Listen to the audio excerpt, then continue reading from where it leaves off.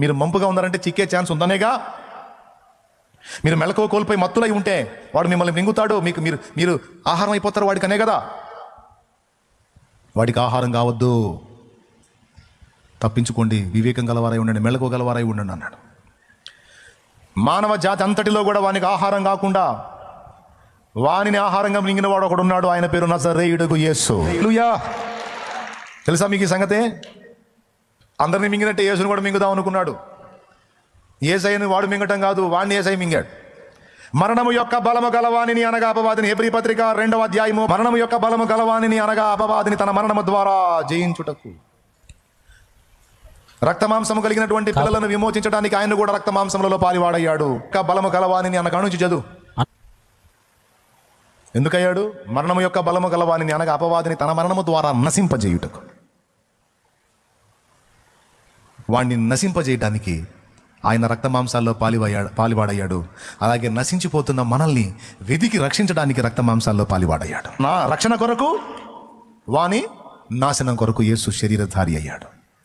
మూడవది, తండ్రి చిత్తము తాను ఎలాగో నెరవేర్చునో రుజువు చూపించుటకు ఆయన శరీరధారి అయ్యాడు. నాలుగవది, మానవులుగా పుట్టిన వాళ్ళు ఎవరికి కూడా పాపమును బట్టి పరలోకములో ప్రవేశం లేదు కనుక ఆయన తానొక మానవుడిగా పుట్టి, మానవుడిగా పెరిగి, మానవుడిగా బ్రతికి తండ్రి యొద్ద ఆమోదం పొంది ఇప్పుడు మానవుడుగానే తండ్రి కుడిపార్శ్వమందు పోయి కూర్చున్నాడు. ఇప్పుడు మానవుడు ఎవడు? పరలోకం చేరిన వాడు లేడంటానికి లేదు. పరలోకం చేరిన వాడు ఉన్నాడు, ఒక మానవుడు. ఆ మానవుడి పేరు నజరేయుడగు యేసు. సంపూర్ణ దేవుడు అన్నది నిజమే, సంపూర్ణ మానవుడు అన్నది కూడా నిజమే. ఇప్పుడు మనుషుల్లో పరలోకమునికి ఎక్కిపోయిన వాళ్ళు ఎవరు లేరు, కానీ ఒక మనిషి ఉన్నాడు. ఎవరు ఒక్కళ్ళు కూడా అక్కడ కానీ ఆమోదం పొందకపోతే, అక్కడికి వెళ్ళి ఆమోదం పొందకపోతే మనం అక్కడికి వెళ్ళే ఛాన్స్ ఉండేది కాదు. అర్థమైందా? ప్రతి తరములోనూ దేవుడు ఎవరినో ఒకరిని తన కొరకు శేషం ఉంచుకొని ఉన్నాడు. అది ఆశ్చర్యం. అర్థమైందా? ఆది కాండంలో ఆదాం హవ్వల్ని దేవుడు ఏర్పరచుకుంటే హవ్వ తేడా పడింది, ఆదాము దేవుని కొరకున్నాడు. ఓకేనా? దాటితే కయ్యను హేబేలు ఉన్నారు. కయ్యను తేడా పడితే హేబేలు విశ్వాసం గలవాడై దేవుని కొరకున్నాడు. దాటితే షేతు లైన్లోకి వచ్చాడు. షేతు సంతతిలోకి తీసుకుంటే హనోకు ఒకడు దేవుని కొరకున్నాడు. హనోకు లైన్లో తీసుకుంటే హనోకు సంబంధి నోవహు అనేవాడు ఒకడు దేవుని కొరకు. అంతా చెడిపోయినా ఒకడు దేవుని కొరకున్నాడు. దేవుడు ఒకరిని దేవుని కార్యముల కొరకు భూమి మీద ఒకరిని శేషముగా ఉంచుకుంటాడు. ఎప్పుడు? శేషముగా ఒకరిని మిగిలించుకుంటాడు దేవుడు ఎప్పుడు. అందుకే ఏవు గ్రంథంలో ఆ మాట పలికింది, ఇక్కడి నుంచి వచ్చావు, నేను భూమి మీద ఇటు తిరుగుతూ వచ్చాను. ఆహా, భూమి మీద వచ్చావా? భూమి మీద నా ఉనికి ఉంది కదా అంటాడు. భూమి మీద ఏబోను నా సేవకుడు ఉన్నాడు తెలుసా, నా కోసం ఒకడు ఉన్నాడు భూమి మీద అంటాడు. యెహోవా యందు భయభక్తులు కలిగి చెడుతనమును విసర్జించి న్యాయవర్తన కలిగి యథార్థత కలిగిన వాడు ఒకడు ఉన్నాడు, అతడు నా కొరకు శేషం. ప్రతి తరములోనూ దేవుని కొరకు ఒకడు ఉన్నాడు. ఈ తరములో కూడా దేవుని కొరకు ఒకడు ఉండాలి. ఒకడు కాదు, అనేకులు ఉండాలి. ఇది కడవరి ఘడియ. ఇప్పుడు ఎందుకు అనేకులు ఉన్నారు అంటే, అనేకులను సిద్ధపరిచిన ఒకడున్నాడు దేవునికి. ఆ ఒకడు నజరేయుడగు యేసు. మీరు గమనించి చూస్తే ప్రతి తరములోనూ ఒకడు ఉంటాడు దేవుని కోసం. మోషే వస్తాడు, మోషే పోతే ఇంకెవరు అంటే యెహోషువ అని ఒకడు ఉన్నాడు అంటాడు. యెహోషువ పోతే ఇంకొకడు ఉన్నాడు. నోవహు పోతే ఇంకెవరు ఉన్నారు? అబ్రహాం అని ఒకడు ఉన్నాడు అంటాడు. అబ్రహాం పోతే ఇంకెవరు? ఇస్సాకు అని ఒకడు ఉన్నాడు. ఇస్సాకు పోతే యాకోబు అని ఒకడు ఉన్నాడు. ప్రతి తరములోనూ దేవుని కొరకు ఒక మనుషుని దేవుడు సిద్ధపరచుకొని ఉన్నాడు. గమనిస్తే అర్థమయ్యే సత్యం అది. భూమి మీద ఆయన ఏలుబడి కొరకు, ఆయన కార్యముల నెరవేర్పు కొరకు ఒకడు. అంతేకాదు, భూమి మీద ఉన్న మానవులు పరలోకమునకు చేరున్నట్లు జయించుట కొరకు ఒకడు. మానవులు ఎవరన్నా సాధిస్తారేమో పూర్తిగా అని గమనిస్తే ఒక్కడు కూడా లేడు, నీతిమంతుడు లేడు. ఇక దేవుడే పూనుకొని భూమి మీదకి రావాల్సి వచ్చింది. దైవంలో ఉన్నటువంటి అద్వితీయ కుమారుడు యేసు ప్రభు గురించి ఏం రాస్తుందో తెలుసా? అద్వితీయ కుమారుడు. భూమి మీదకి రాకమునుపు అద్వితీయ కుమారుడు. భూమి మీదకి వచ్చి తండ్రి చిత్తము నెరవేర్చి మనుషుల కొరకు ప్రాణం పెట్టి తిరిగి లేచి వెళ్ళి తండ్రి కుడి పార్శ్వమున ఆసీనుడయి ఇప్పుడు ఏమాడో తెలుసా? అద్వితీయ కుమారుడు అంటేనేమో, బాగా వినండి, అద్వితీయ కుమారుడు అంటేనేమో ఇంకొక కొడుకు లేడు, ఒక్కడే కుమారుడు. అద్వితీయుడు. ద్వితీయము అంటే రెండవది, అద్వితీయము అంటే ఇక రెండవది లేనిది, ఒక్కడే అయి ఉన్నది అని అర్థం. నిద్రవచనంలో గట్టిగా స్తోత్రం చెప్దాం. అద్వితీయ కుమారుడు ఎవరైనా చూడండి, కావాలంటే యోహాను సువార్త 1వ అధ్యాయము 18వ వచనం చూడు. వారు తన కుమారునితో సారూప్యము గలవారొకటికి వారిని ముందుగా నిర్ణయించెను. ఎవరిని నిర్ణయించనో వారిని పిలిచను, ఎవరిని పిలిచనో వారిని నీతిమంతులుగా తీర్చను, ఎవరిని నీతిమంతులుగా తీర్చనో వారిని మహిమపరచెను. దేవునికి స్తోత్రం కలుగును గాక. ఇప్పుడు చెప్పండి, అద్వితీయ కుమారుడు కాస్త ఇప్పుడు జ్యేష్ఠ కుమారుడు అయ్యాడు. జ్యేష్ఠ కుమారుడు అంటే చాలామంది కొడుకులు ఉన్నారు కానీ అందరికంటే ముందు పుట్టినవాడు. జ్యేష్ఠుడిని ఆది సంభూతుడని కూడా అంటే మొదట పుట్టినవాడు అని అర్థం. అర్థమైంది? ఆది సంభూతుడయ్యాడు, జ్యేష్ఠుడయ్యాడు. అంతేకాదు మన జీవితంలో కూడా జ్యేష్ఠ భాగం పొందుకున్నాడు. అందుకే నేను అలా వాడుకున్నాను. నేను వానిని ఆహారం చేసుకున్నట్టు మీరు కూడా వాడిని ఆహారం చేసుకోండి అంటాడు. మీరు వానిని మృంగాలి. వాడు మిమ్మల్ని గెలవటం కాదు, మీరు వాడిని గెలవాలి. వాడు మీ గవిని స్వాధీనపరచుకోవటం కాదు, వాడి గవిని మీరు స్వాధీనపరచుకోవాలి. ఇది పిలుపు. వాడు మిమ్మల్ని భయపెట్టడం కాదు, మీరే వాడిని భయపెట్టాలి. వాడు మీకు సింహస్వప్నం కాదు, మీరే వాడికి సింహస్వప్నం కావాలి. పెద్దలు కథ చెబుతారు. సింహస్వప్నం అంటే తెలుసా మీకు? కథలోనికి సింహం వచ్చుట. అది ఎవరికి వచ్చినా పర్లేదు కానీ ఏనుక్కు రాకూడదంట. పెద్దోళ్ళు చెబుతారు. ఏనుక్కి సింహస్వప్నం వచ్చిందంటే గుండాయి చచ్చుదంట. అర్థమైందా? కుంభస్థలం మీదకి ఎక్కి అక్కడ చీల్చి చంపుద్ది ఏనుగుని. అందుకే ఒక ఏనుగు అలా కలగందట. పెద్దోళ్ళు కథ చెబుతారు. నిజంగా ఏనుగు నీకు కళ వచ్చిందని మనం యాడ ఎంక్వైరీ చేద్దాం. దేవునికి స్తోత్రం కలుగును గాక. అంటే సింహస్వప్నం అనే మాట ఆడ పుట్టిందన్నమాట. సింహం కళలోకి, ఏనుగు కళలోకి సింహం రాకూడదు, వస్తే అది చచ్చిది గుండె పగిలి. అట్లాగా మన పేరంటే సింహస్వప్నం రా అంటారు కొంతమంది. దాని అర్థం ఏందనుకున్నావు? ఏనుగు, వాడు ఏనుగు అంతటోడైనా సరే మనం పొలక తగిలిందంటే సింహస్వప్నమే. అంటే ఏనుగు సింహం కలగని గుండె పగిలి తెచ్చినట్టే. ఇప్పుడు సైతానుగాడికి ఏసై పేరు చెబితే సింహస్వప్నం. ఎందుకు? అయిపోయింది, వాడిని నాశనం చేశాడుగా. ఏ పాపాన్ని బలంగా ఆధారంగా చేసుకుని వాడు మన మీద పెత్తనం చేశాడో ఆ పాపం యొక్క బలాన్ని వచ్చి విరగొట్టాడు కదా ఆయన. ఇంకా దేన్ని బట్టి వస్తాడు మన దగ్గరికి? పాపాన్ని ఆధారం చేసుకుని పెత్తనం చేయడానికి వస్తే ఇప్పుడు ఏసు రక్తాన్ని అడ్డం పెడుతున్నాగా. నువ్వెవడరా నా మీద ఆరోపణ చేయడానికి? ఆయన రక్తంతో నన్ను గడిగి శుద్ధీకరించాడు, నేను ఆయన సంతానం అంటావుగా. ఇక లేదు వాడిని మీద పెత్తనం చేయడానికి. వాని బలమే విరిగిపోయింది ఏసు రక్తములో. అందుకే ఇప్పుడు ఏసు నామంలో వాడికి సింహస్వప్నం ఉంది. ఏసు నామం పేరు చెబితే, ఏసు పేరు చెబితే సింహస్వప్నం సైతానికి. ఆయన అంటాడు, నేను వానిని భయపెట్టడం కాదు, నా సహోదరులుగా, నా వలె తండ్రికి కుమారులుగా కుమార్తెలుగా నేను ఎలాగో వాడిని భయపెట్టాను, మీరు కూడా అలాగో భయపెట్టబద్దులై ఉన్నారు. వాని గవిని నేను ఆక్రమించినట్టు మీరు వాని గవిని ఆక్రమణ చేయాలి. ఎందుకంటే మీ స్థాయిని మీరు గుర్తించట్లా. మీరు ఏ కొలతలో ఉన్నారో, ఏ అంతస్తులో ఉన్నారో మీకు తెలియదు. మీరు దేవుని కుమారులు కుమార్తెలు అయ్యారని మర్చిపోవద్దంటాడు ఆయన. మనకివ్వబడిన కృప ఏమిటో మనం గుర్తెరగాలి. మనం మృంగబడుట కాదు, ఆహారం అగుట కాదు, శత్రువుని ఆహారం చేసుకోవటానికి మనం సంసిద్ధులం కావాలి. మనం బలం పొందడానికి పరిశుద్ధాత్మ అభిషేకం ఒక బలము, వాక్య ధ్యానం ఒక బలం. వీటితో పాటు మన శత్రువుని మనము భుజించుట ద్వారా, వానిని ఆహారం చేసుకోవటం ద్వారా కూడా మనం బలవంతులం కాగలమని దేవుని వాక్యం సెలవిస్తుంది. వాడు మనల్ని తినటం కాదు, వాడిని మనం తినాలి. సమస్యల రూపంలో వాడు వస్తే సమస్యలు నన్ను తినేస్తానే బ్రదరం కాదు, సమస్యల్ని నువ్వు తినటం మొదలు పెట్టాలి. సమస్యలను నువ్వు మింగటం మొదలు పెట్టాలి.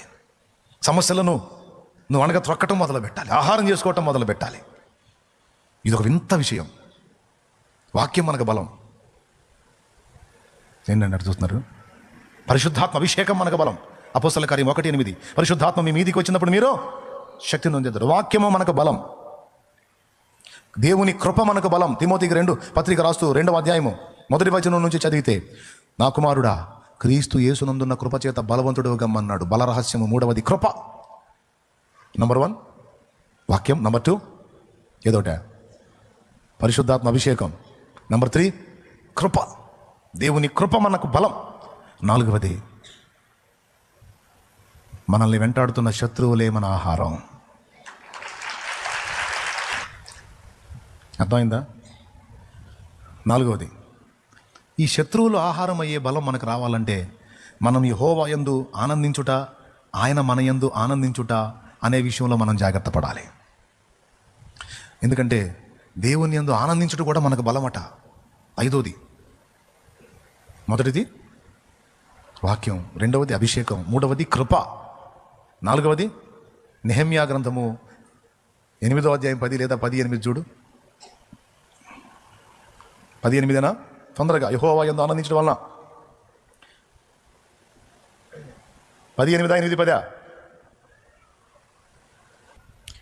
8:10గా చూడండి. మీరు దుఃఖపడకుడి, యెహోవా యందు ఆనందించుట వలన మీరు బలమొందుదురు. అది దేవునికి స్తోత్రం. బల రహస్యం ఏంటి? లోకంలో ఆనందించడం కాదు, యెహోవాలో ఆనందించాలి. కానీ సైతాన్ గాడు ఏం చేస్తాడు తెలుసా? మనం దేవుల్లో ఆనందించడానికి మనకి ఇరిటేషన్ పుట్టించి లోకంలో ఆనందించడానికి మనకి ప్రేరణ కలిగిస్తాడు. అజ్జుడు ఎంత బాగుందో, ఇజ్జుడు ఎంత బాగుందో, అజ్జుడు ఎంత బాగుందో, ఇజ్జుడు ఎంత బాగుందో లోకంలో ఆనందించినట్లు చేస్తాడు. లోకంలో మనం ఆనందాన్ని వెతుక్కున్నామంటే బలహీన పడతాం. దేవునిలో ఆనందాన్ని వెతుక్కున్నామంటే బలవంతులమై ఉంటాం. దేవునికి స్తోత్రం కలుగును గాక. కానీ చాలామంది చూడండి, ఇప్పుడు ఈ కాసేపు దేవుని సన్నిధి అయిపోయింది మామ అనిపించుకుంటారు, ఆమెను అంటాను జంపు, ఇక పోయి ఇంటికి పోయి ఏదో ఒకటి లోకానందం వెతుక్కుంటాం. అవునా కదా? కదా, నాటకాలు వద్దు, వాస్తవం మాట్లాడదాం కదా. ఇప్పుడు దాకా భక్తి, ఇక నుంచి ముక్తి. మళ్ళీ ఆదివారం దాకా, మళ్ళీ ఆదివారం పొద్దున్నే బైబిల్ తీసుకుని జనాలు బయలుదేరినప్పుడు మళ్ళీ భక్తి కట్టలు తెచ్చుకుంటుంది. కానీ ఇక్కడ ఉన్నప్పుడు, ఇంటికి వెళ్ళినప్పుడు కూడా సమయమందును అసమయమందును నువ్వు ఏ ఆనందమైన వెతుక్కో. దేవునిలో, దేవుని పనిలో, దేవుని సాహచర్యంలో, దేవుని ఆలోచనలో, దేవుని మాటలో, దేవుని పాటలో, దేవుని పరిశుద్ధుల సాహచర్యంలో నువ్వు ఆనందాన్ని వెతుకు. పెద్ద డేంజర్ నువ్వు సైతానికి, పెద్ద డేంజర్ నువ్వు, నీతో పెద్ద తలపోటు వాడికి. అసలు ఈ మనిషి ఏందిరా కాసేపన్నా పక్క ఆలోచనకు వచ్చిందంటే అసలు దొరకట్లేదుగా. లోకంలో ఆనందించడం కాదు, యెహోవాలో ఆనందించాలి. కానీ సైతాన్ గాడు ఏం చేస్తాడు తెలుసా? మనం దేవుల్లో ఆనందించడానికి మనకి ఇరిటేషన్ పుట్టించి లోకంలో ఆనందించడానికి మనకి ప్రేరణ కలిగిస్తాడు. అజ్జుడు ఎంత బాగుందో, ఇజ్జుడు ఎంత బాగుందో, అజ్జుడు ఎంత బాగుందో, ఇజ్జుడు ఎంత బాగుందో లోకంలో ఆనందించినట్లు చేస్తాడు. లోకంలో మనం ఆనందాన్ని వెతుక్కున్నామంటే బలహీన పడతాం. దేవునిలో ఆనందాన్ని వెతుక్కున్నామంటే బలవంతులమై ఉంటాం. దేవునికి స్తోత్రం కలుగును గాక. మంది చూడండి, ఇప్పుడు ఈ కాసేపు దేవుని సన్నిధి అయిపోయింది మామ అనిపించుకుంటారు, ఆమెను అంటాను జంపు, ఇక పోయి ఇంటికి పోయి ఏదో ఒకటి లోకానందం వెతుక్కుంటాం. అవునా కదా? కదా, నాటకాలు వద్దు, వాస్తవం మాట్లాడదాం కదా. ఇప్పుడు దాకా భక్తి, ఇక నుంచి ముక్తి. మళ్ళీ ఆదివారం దాకా, మళ్ళీ ఆదివారం పొద్దున్నే బైబిల్ తీసుకుని జనాలు బయలుదేరినప్పుడు మళ్ళీ భక్తి కట్టలు తెచ్చుకుంటుంది. కానీ ఇక్కడ ఉన్నప్పుడు, ఇంటికి వెళ్ళినప్పుడు కూడా సమయమందును అసమయమందును నువ్వు ఏ ఆనందమైన వెతుక్కో. దేవునిలో, దేవుని పనిలో, దేవుని సాహచర్యంలో, దేవుని ఆలోచనలో, దేవుని మాటలో, దేవుని పాటలో, దేవుని పరిశుద్ధుల సాహచర్యంలో నువ్వు ఆనందాన్ని వెతుకు. పెద్ద డేంజర్ నువ్వు సైతానికి, పెద్ద డేంజర్ నువ్వు, నీతో పెద్ద తలపోటు వాడికి. అసలు ఈ మనిషి ఏందిరా కాసేపన్నా పక్క ఆలోచనకు వచ్చిందంటే అసలు దొరకట్లేదుగా, సంధివ్వట్లేదుగా. ఎప్పుడు దేవుడు దేవుడు దేవుడు దేవుడు, ఎవరితోన్నా కలిసినా దేవుడే, ఇంట్లో కూర్చున్నా దేవుడే, పాట నోరు తెలిసి పాడినా దేవుడి పాటే, మాట్లాడినా దేవుని మాటే, ఎటన్నా బయటికి వెళ్ళినా దేవుని పనే. సరదా గట్ట 4 టూర్లు అయింది ఏంటి అసలు? ఎప్పుడు మందిరానికి పోదాం, మందిరాన్ని ఒక టూర్ చేసుకుంది, అంతా దేవుడు దేవుడు దేవుడు. వెరీ డేంజర్ నీతో. ఎందుకంటే నువ్వు బలవంతుడివి, బలవంతురాలు. ఎందుకంటే నువ్వు దేవుని యందు ఆనందించడం నేర్చుకున్నావు కనుక. వెరీ డేంజర్ నీతో. అందుకే పౌలు కూడా చెప్పాడు, ప్రభువునందు ఆనందించండి. మరలా చెప్తా, ఆనందించండి. నేను ఇంత కఠినమైన శ్రమల్లో ఉండి కూడా ఆయనలో ఆనందిస్తున్నా. ఆనందించుట వలన నేను ఆ సంఖ్యలు కూడా నాకు ఆహారం అవుతున్నాయి. ఫిలిప్పీయులారా 4వ అధ్యాయంలో 4వ అధ్యాయం 4వ వచనం, 4వ వచనంలో ఉంది. దానికంటే ముందు చెప్పాడు, సంఖ్యలలో నేను ఆనందిస్తున్నానని. నేను ఆనందిస్తున్నా నా ప్రభువులో. మీరు కూడా నేర్చుకోండి ఆనందించడం, ఆయనలో ఆనందాన్ని వెతకండి.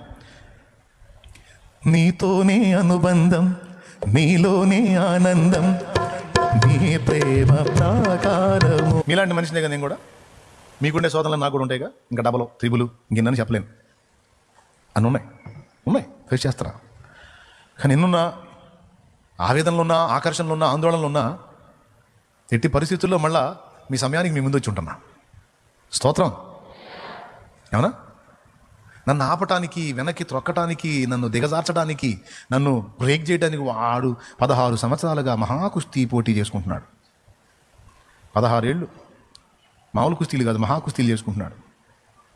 వీడిని ఆపాలని వాడి వల్ల కాల. 16 ఏళ్ళు. ఈ 16 ఏళ్ళలో మీలో చాలామంది సర్దుకున్నారు, మళ్ళీ తేరుకున్నారు, మళ్ళీ వచ్చారు, మళ్ళీ వెనక్కి ఆగారు, మళ్ళీ లేచారు, వచ్చారు, పడ్డారు, లేచారు, కొద్ది రోజులు దూరం అయ్యారు, మళ్ళీ వచ్చి కలిశారు. కానీ 16 ఏళ్ళుగా నేను ఆగింది లేదు ఒక సండే కూడా. ఎప్పుడు ఆగాను? ఏ ఆదివారం వాక్యం ఆగింది? ఇక్కడ ఆగితే ఇంకో చోట ఆగి చెప్పాను. బాగలేకపోయినా వచ్చి మాట్లాడిపోయా. మాట రాని స్థితిలో కూడా ప్రభునందు ప్రియులారా ఎందరికి వందనాలు అనుకుంటా కూడా చెప్పిపోయా. ఆపాలని వాడు 4 వారాలన్నా ఈయన ఆపాలని ఏదో ఒక దాన్ని పెట్టి. కానీ వాడికి బలం చాలా, సైతానుకు చాలా బలం. ఎందుకు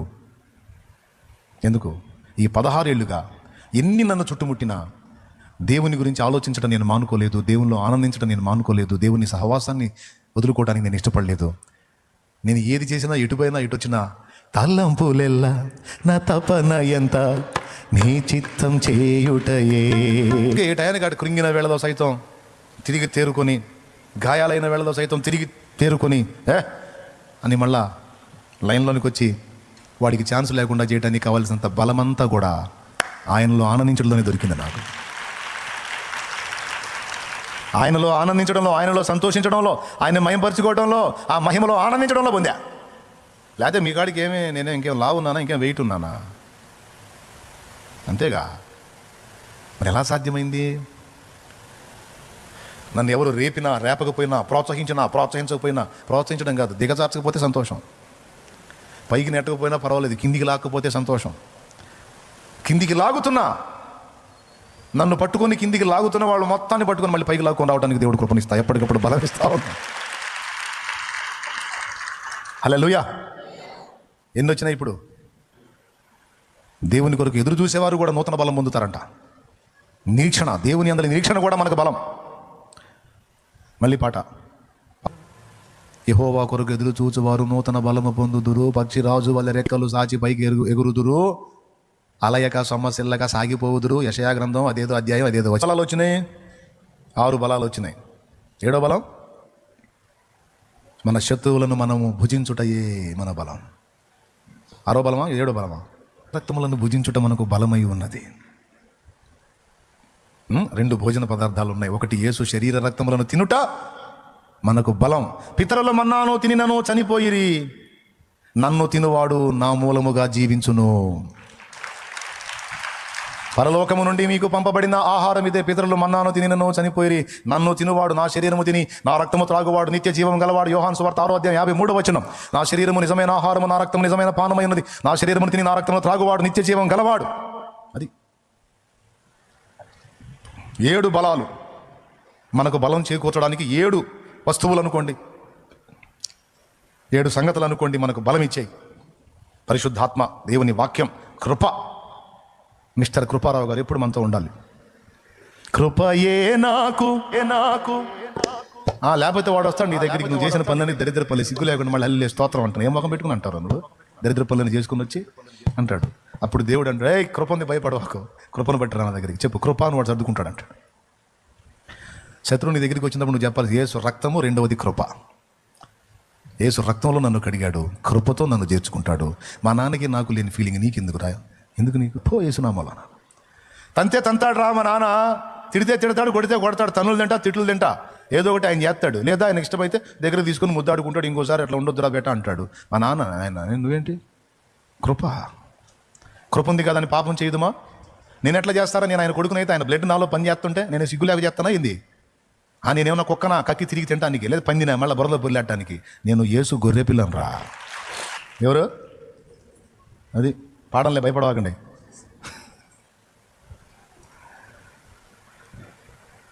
కృప ఉంది. కృపయే నాకు. ఆ కృపను బట్టే కదా తప్పిపోయిన కుమార్ తండ్రి దగ్గరికి వచ్చింది, చూపాడు. కాబట్టి కృప మనకు బలం. యేసు రక్తం కూడా మనకు బలమే. సరే, యేసు రక్తం, కృప 2 కలిసి ఒక లెక్కలో వేసేద్దామా? యేసు శరీర రక్తములు మనకు ఆహారం, బలం. ఇంకా ఏం బలం? యెహోవా కొరకు ఎదురు చూచుట నిరీక్షణ, దేవుని అందరి నిరీక్షణ మనకు బలం. ఎన్నైనా మొత్తం మన శత్రువులను మనము ఆహారముగా చేసుకున్నట్టు మనకు బలం. యెహోవా యందు ఆనందించుట బలం.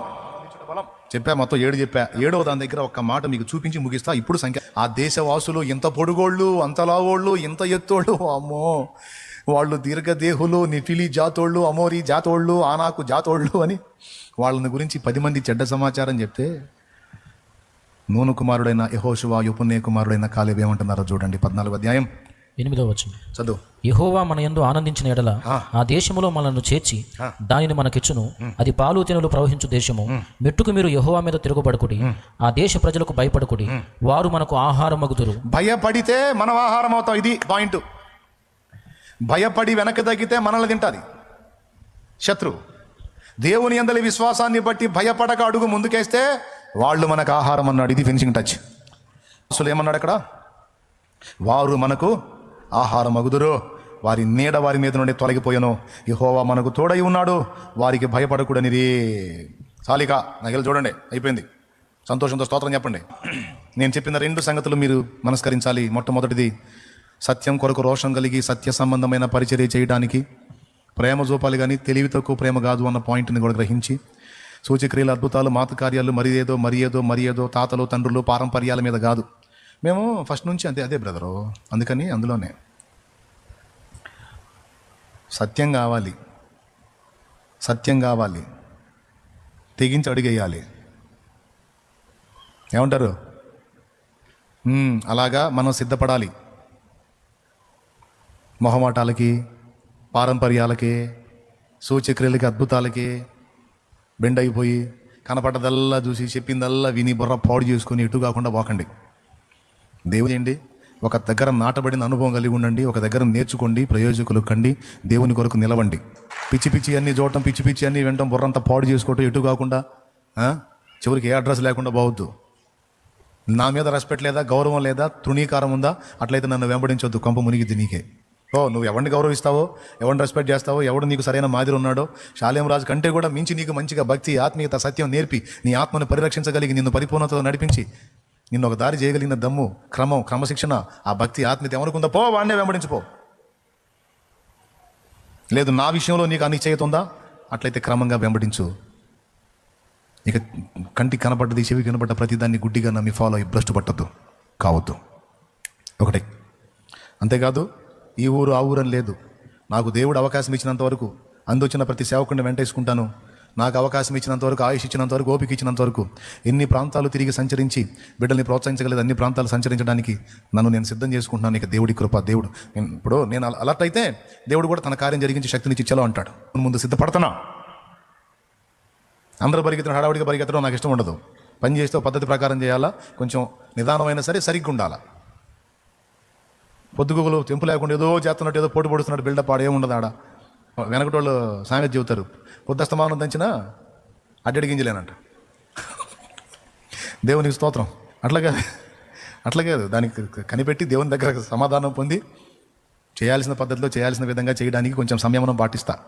హడావుడిగా, హర్రిబుర్రిగా, గందరగోళం అయినట్టు, ఏడబట్టి నీడారు అన్నట్టుగా కనబడటం కూడా మనకేం ఇది కాదు. రెండవది ఏంది?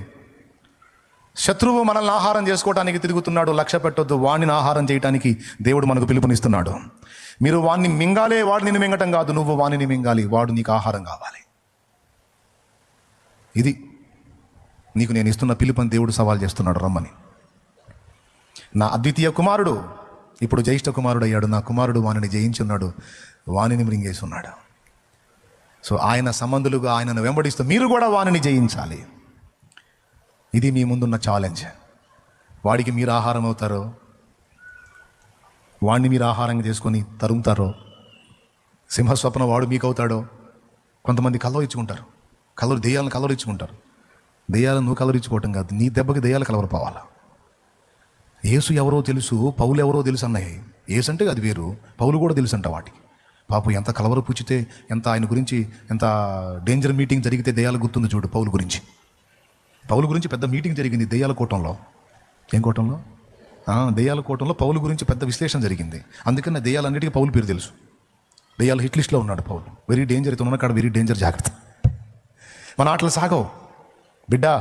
నువ్వున్న దగ్గర కూడా దెయ్యాలు మీటింగ్ వేసుకోవాలంతే. ఫలానా పర్సన్ లైన్లో ఉంది, ఫలానా పర్సన్ లైన్లో ఉన్నాడు, ఈ వ్యక్తి ఉన్న దగ్గర మన ఆటలు సాగవు. ఎట్లా చేయాలో మనం సర్దుకోవటం ఎక్కడి నుంచి, లేకపోతే వాడు మనలో వైనం చేసే అవకాశం ఉంది అని అవి పారిపోవాలి.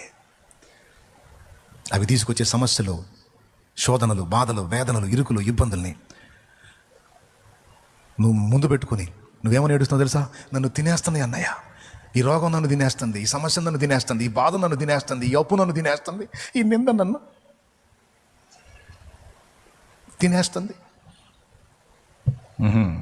అన్నీ తినేయటమే. మరి నువ్వేం తింటున్నా? నువ్వు వచ్చి నా మైండ్ తింటున్నావు. దేవునికి స్తోత్రం.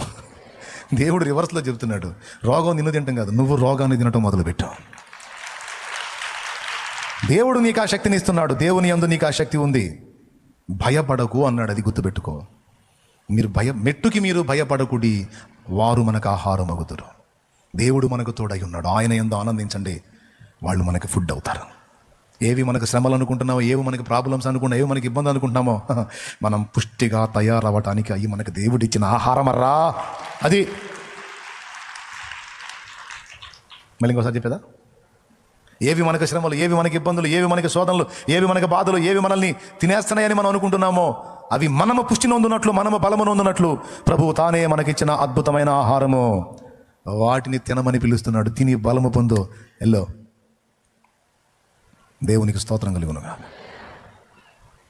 నీ వ్యక్తిగతమైన తినాలి, జనం ఎదుర్కొంటున్న వాటిని కూడా తినేసేయాలి. అవి నన్ను తింట నేను డైలాగ్ వాడద్దు, నువ్వే తింట మొదలుపెట్టావు. క్రీస్తు యేసునందు ఆనందించు, ప్రభువులో ఆనందించు.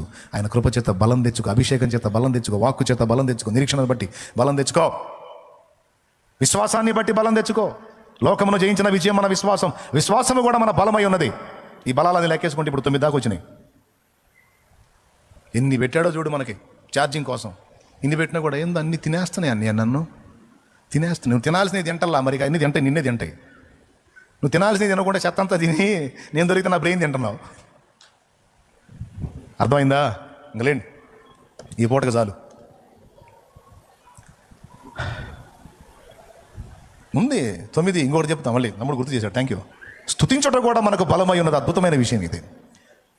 దేవుని స్తుతించుట మనకు బలమై ఉంది. శత్రువుని ఎదిరించడానికి అదొక సాధనమై ఉంది.